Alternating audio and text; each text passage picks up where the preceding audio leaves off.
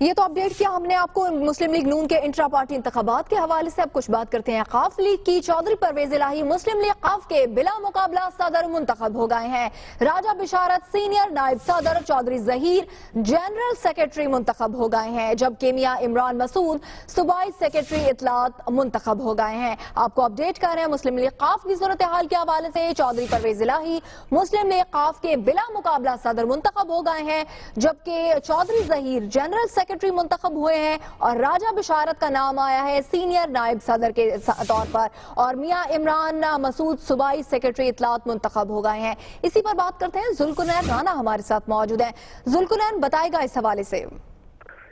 جی بالکل، آج جو ہے وہ انٹرا پارٹی الیکشن تھے مسلم لیگ قاف کے، اس میں جو ہے منتخب ہوئے ہیں راجہ بشارت جو ہیں، انہوں نے ادھر جو ہے وہ سارے معاملات کو دیکھا ہے. چودھری پرویز الہی مسلم لیگ قاف کے بلا مقابلہ صدر منتخب ہوئے ہیں.